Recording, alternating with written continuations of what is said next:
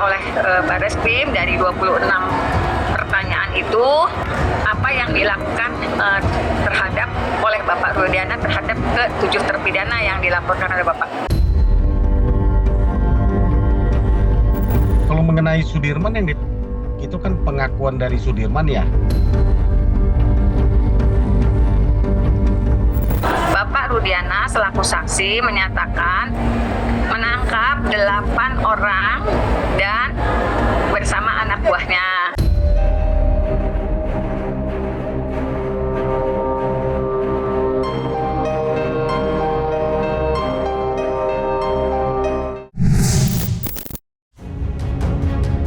Sidang PK 7 terpidana dalam kasus tewasnya Vina dan Eki selesai digelar dan tinggal menunggu putusan Mahkamah Agung.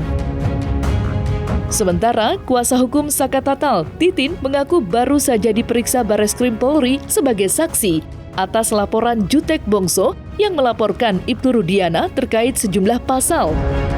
Salah satunya, dugaan penganiayaan terhadap para terpidana. Diperiksanya Titin sebagai saksi merupakan langkah maju, mengingat Ibtu Rudiana dilaporkan sudah cukup lama.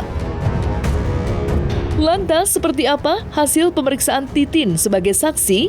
Akankah Ibtu Rudiana akan diperiksa sebagai terlapor? Saya memang dipanggil Bareskrim Mabes Polri untuk dimintai keterangannya sebagai saksi terkait laporan Bapak Jutek Bongso selaku kuasa hukum 7 terpidana yang melaporkan dugaan adanya tindak pidana yang dilakukan oleh Bapak Rudiana mengenai beberapa pasal, di antaranya pasal 422 pegawai negeri yang memaksa orang lain untuk memberikan keterangan sesuai yang diinginkan melalui penyiksaan, intinya seperti itulah. Kemudian 351 mengenai penganiayaan menyebabkan luka berat. Kemudian adanya dugaan perampasan kebebasan yang diduga oleh Bapak Rudiana terhadap ke-7 terpidana dan 8 termasuk Saka Tatal di dalamnya. Kemudian 335 mengenai perbuatan tidak menyenangkan. Selain itu, pasal 242 mengenai keterangan di bawah sumpah yang sebenarnya itu merupakan keterangan palsu. Jadi Rudiana dan Kavi udah kami laporkan dari 3 bulan lalu, sudah berproses di Bareskrim untuk pidananya, gak usah tunggu mereka bebas, ya kan? Udah kami berproses kok itu, gitu loh. Tinggal kita kawal aja di sana, dan masih berjalan itu LP-nya. Saya memiliki dokumen-dokumen yang saya simpan di 2016. Dokumen-dokumen itu berupa catatan-catatan sidang. Artinya misalnya di tanggal 3 Oktober 2016 untuk menguatkan dugaan perampasan kebebasan apa yang terjadi. Jadi di persidangan 3 Oktober 2016, Bapak Rudiana selaku saksi menyatakan menangkap 8 orang dan bersama anak buahnya. Kalau mengenai Sudirman itu kan pengakuan dari Sudirman ya. Kita juga nggak tahu jenisnya apakah peluru karet atau apa. Yang jelas pengakuannya dia kepada kami adalah betul dia ya. Kenapa dia tahu karena dia melihat ada bentuk pistol, ya, namanya juga orang awam ya. Kemudian ketika dengar suara bunyi itu di punggungnya itu dia terasa panas. Itu yang dia rasakan, gitu sih. Kami juga terharu, ya. Mereka nangis, ya. Kenapa? Coba kita bisa bayangkan akibat kesaksian itu mereka dipukul. Kalau dengar ceritanya sampai alat dipakai balsem, matanya dipakai balsem, matanya di staples, ya, terus dipukulin, disundut rokok, telinganya di apa semacam, itu nggak bisa tergantikan. Kepalanya pakai gembok dipukul, itu perkataan mereka di dalam persidangan. 8 tahun mereka ada di dalam tanpa ada harapan, sekarang tiba-tiba itu berubah, ya, yang menyatakan bahwa mereka tidak bersalah. Apa itu nggak mujizat? Coba itu kalau dialami kita, ini sungguh luar biasa menurut saya. Saya harapan terhadap proses ini sih serahkan aja lah ke Bareskrim dan tim sus bentukan Kapolri yang saya yakinlah mereka juga nggak tinggal diam. Karena saya paham betul apa yang terjadi di Cirebon, saya paham betul tim sus juga sampai detik ini masih melakukan upaya-upaya untuk membuat terang benderangnya peristiwa di 2016. Ah, itu kan karang-karangan dia aja, itu pandai-pandai dia aja itu. Ini kan semua ini kan mereka karang-karang agar menjatuhkan harkat dan martabat Rudiana. Saya kira itu hal yang menurut saya terlalu lebay gitu loh. Buktinya mereka sudah lapor propam, nggak terbukti laporan mereka terhadap Rudiana. Kita juga nggak takut, ngapain kita takut?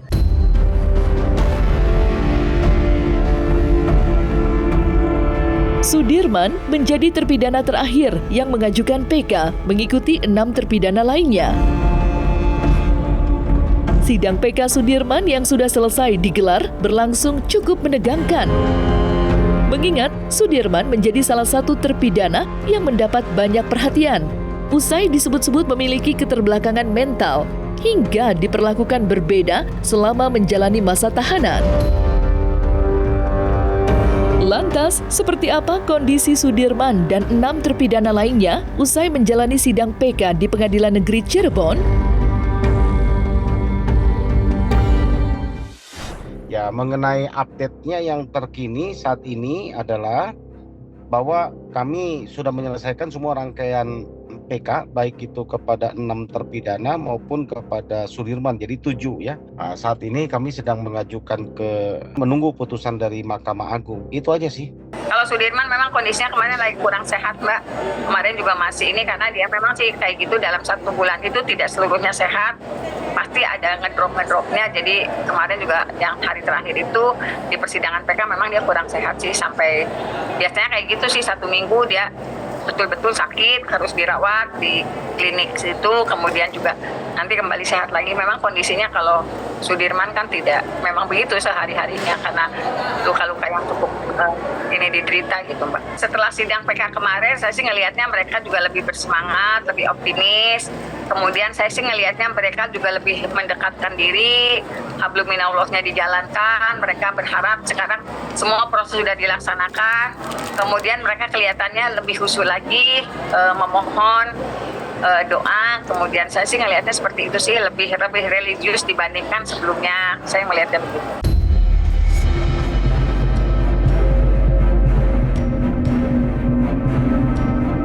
Sidang PK yang diajukan 7 terpidana seperti diketahui sudah selesai digelar.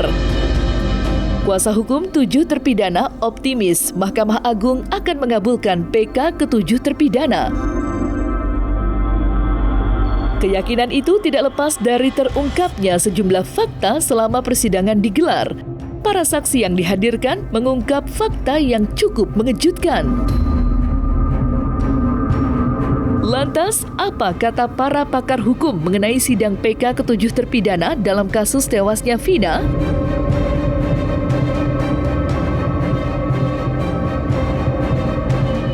Kalaupun itu klien kami, para 7 terpidana, 8 dengan Saka itu bukan pelakunya dan mereka tidak ada di lokasi. Ya, itu pertama. Yang kedua, kami sudah dapat membuktikan bahwa itu sebenarnya bukan peristiwa. Ya, karena kalau itu sekali lagi nggak ada alat bukti yang mengatakan bahwa itu, ya apapun ya alat bukti ya yang ada ini selama ini bahwa mengatakan itu adalah berdasarkan hasil visum. Visum itu hanya menjelaskan luka-luka penyebab suatu kematian, benda tumpul, apa yang terjadi di tulang leher dan sebagainya. Itu tidak mengatakan itu.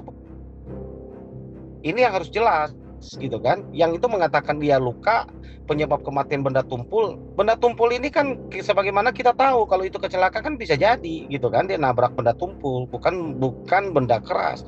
Saya kan dalam dakwaan itu ada tusukan senjata tajam, itu yang nggak ada gitu kan. Kalau menurut kami ya itu murni kecelakaan lah udah itu gitu. Chat dari handphone Widi kan begitu, yang mengatakan kami kan nggak bisa menerjemahkan ya, ada MNM ya.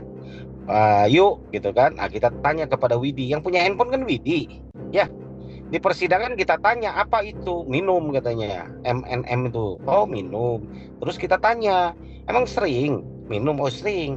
Dan menurut kami kan berarti kan klop dengan apa yang dilihat oleh atau disaksikan oleh Anwar dan Arta gitu kan, bahwa Eki juga malam itu mereka menyaksikan mereka lah yang minum bersama-sama dengan Eki gitu kan klop itu kalau menurut saya gitu loh ya. Malam itu Vina mengajak minum-minum ya, bukan minuman ini ya, maksudnya minuman beralkohol ya. Kemudian Eki dengan teman-teman yang menyaksikan bahwa itu adalah mereka minum malam itu dengan teman-temannya, ada Arta dan juga Anwar dan satu rekan lagi yang saya lupa gitu ya.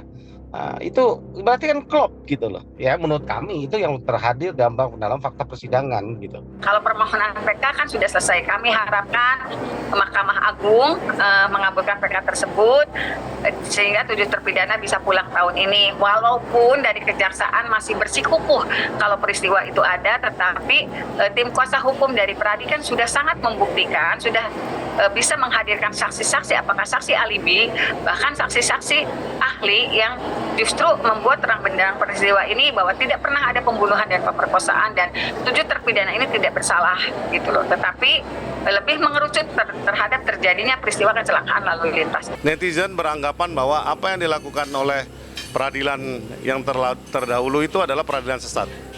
Hampir 100% netizen beranggapan sedemikian.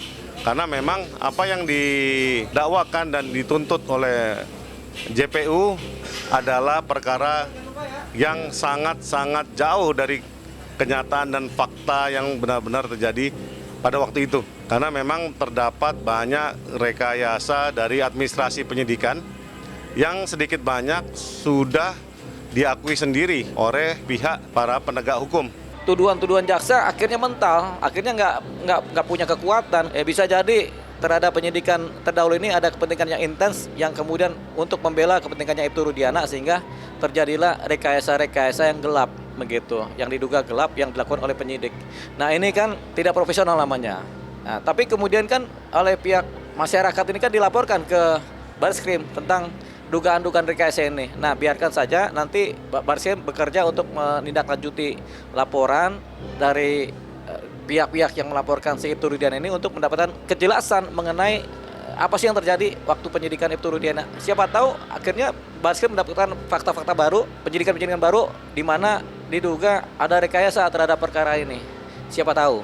Kalau berbicara hukum itu berbicara kepastian hukum dan berbicara kenyataan dan fakta. Kalau seumpamanya itu bicara kalau dan andai, itu saya tidak mau komentari karena saya ini bukanlah filosofis dan saya bukanlah penyair yang bisa berandai-andai seperti itu.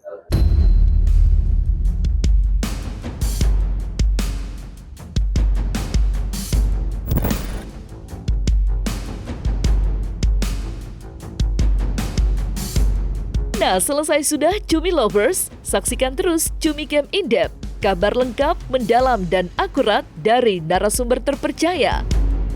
Dan jangan lupa untuk like, subscribe, dan juga share channel YouTube Cumi Cumi.